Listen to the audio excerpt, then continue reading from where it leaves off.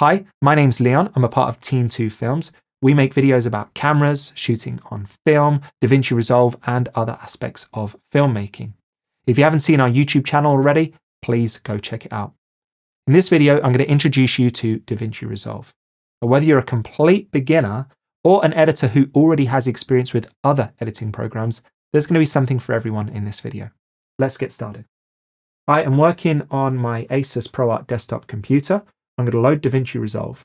You'll notice that I'm working on the studio version of Resolve, but everything that I'm going to demonstrate is applicable to the free version of Resolve. When I show you studio specific features, I will call that out so that you know. So the first thing that you'll see when you load up DaVinci Resolve is this window. This is the project manager.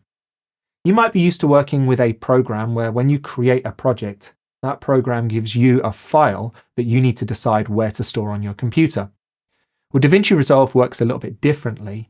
It manages those projects for you in what it calls a library. Sometimes people call this a database.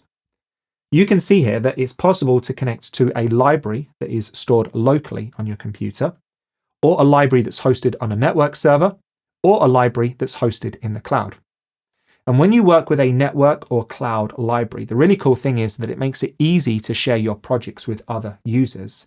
Even better than that, 2 or more people can collaborate simultaneously on the same project. Now that's pretty advanced. We're not going to demonstrate that in this lesson, but I just wanted to explain that to you up front because it helps you to understand why DaVinci Resolve uses this library system for managing project files rather than just giving you project files to manage yourself. It opens up all of those really cool possibilities that I just mentioned. So I'm going to create a new project and I'm going to call it Mountain Adventure. And now the regular DaVinci Resolve interface is loaded up. A really unique feature of DaVinci Resolve is that it encapsulates the entire post-production workflow into a single program. So you can edit, you can do color, you can do audio, you can do visual effects, all within the same program. Now imagine if Blackmagic had put all of those tools and features into a single interface. That might be a little bit overwhelming. Instead, what they've done is they've split DaVinci Resolve's functionality into different pages. And each page is specialized for a particular part of the post-production workflow. So for example, you would edit on the edit page. You would do color grading on the color page. You would do your audio design work on the Fairlight page. We're going to start on the media page. This page is optimized for managing the media that you import into your project. Up in the top left-hand corner, this part of the interface is called media storage. This is basically a browser that allows you to navigate the drives that are connected to your computer. And down the bottom, this is the media pool. It shows all of the media that you have imported into the project. There's nothing in here at the moment because we've not imported any media into the project. I have all of the files that we're going to use in this demonstration on my desktop. I could navigate to my desktop using the media storage window up here, but instead I prefer to use Windows Explorer. But let's just close this media storage window because we don't need it at the moment. But hey, by the way, these buttons in the top left and in the top right corners of the screen, well, you'll see similar buttons in each of the pages that you visit in DaVinci Resolve. These buttons are used to turn on or off different parts of the interface as you need them, or in this case, as we don't need them. So here on my desktop, I have a folder called Mountain Adventure, and I've already organized my media in here. I've got a capture folder, which has the media from the 4 different cameras that we shot with. And then I've got an assets folder that has additional stuff like audio, music, and some photographs. Right. Let's go back to the capture folder. And we'll start with C camera. I can import media into this project simply by dragging it down into the media pool. Now, the first time that you drag media into your media pool, DaVinci Resolve performs a check. It looks at the frame rate of the media that you're importing and it compares it to the frame rate of your project. Typically, you want the 2 to match because it's very hard to convert from one frame rate to another without introducing artifacts into the image. So typically what you do is, well, you know what frame rate you have to deliver in. So you would configure all of your cameras to shoot that frame rate in production. Well, in this instance, it's identified the fact that the frame rate of my media doesn't match the frame rate of my project. And it asks, do I want to change my project frame rate? And I'm going to click change. Yes, I do want to change it. There you go. That clip's now been imported. In DaVinci Resolve, this cog down in the bottom right-hand corner, if I click on this, it'll open up my project settings. These settings are specific to the project that I'm working in. Every project will have its own unique settings. Well, you can see that DaVinci Resolve has adjusted the timeline frame rate to 60 to match the media that I'm importing. You can also see that this project is set to HD resolution, 1920 by 1080. We're going to come back to project settings later.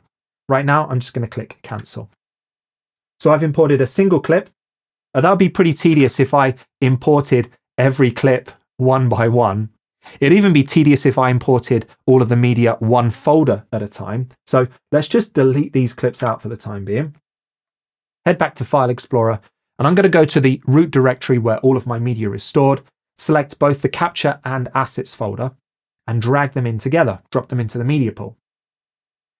All right, that was good, but also still problematic because you can see that instead of respecting the folders that media was stored within, it's just emptied out the contents of those two folders into one single bin within DaVinci Resolve.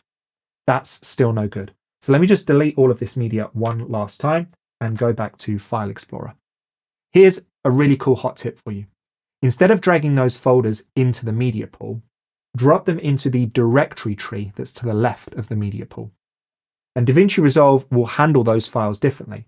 Instead of emptying the contents of those two folders into one single bin, it's actually created bins that match the folder structure of the media that we imported. So I've been able to benefit from all the organization that I've done in File Explorer. I've been able to benefit from that in DaVinci Resolve. And if I can just take a moment to say, organization is so important. Whether you're working on a small project or a big project, be organized. Because otherwise, if you're not, and you just throw media into your media pool and you don't organize your media on your drives, you're going to create problems for yourself further down the line. So now that I've got my media imported, let's take a look at it. This is a project that we shot about a Blackmagic camera. Here it is, the Ursa Cine Immersive, and it's used to shoot 3D footage for virtual reality headsets. The media comes from a variety of different cameras. So I think A camera, this is shot on an iPhone. I think B camera, this is obviously a little bit nicer, this footage. This was shot on a Pixis 6K. C camera, I think, is iPhone as well. And the D camera is actually footage from a DJI drone. But you'll notice that all of the clips that we look at, I can double click on them to play them.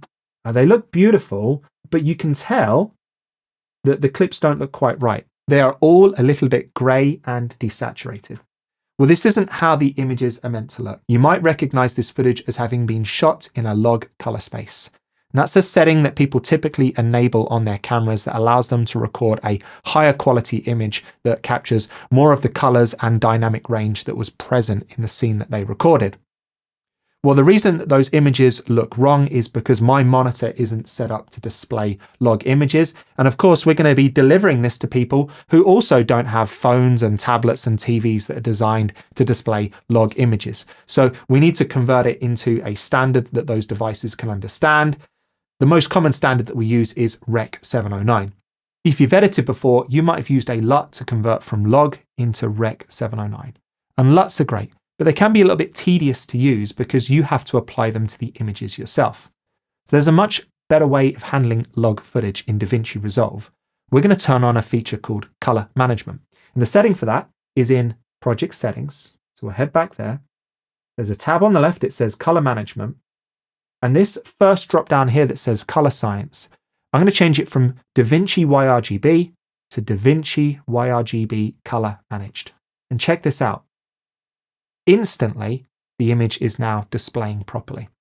So what's happening is DaVinci Resolve is looking at the clip's metadata, and that has information about the color space that this footage was shot in. And it uses that information to normalize the image from log into Rec 709, and it does it in the background. Before we've done any editing, before we've done any color grading, I get to work with the media as it's meant to look rather than that washed out gray log image.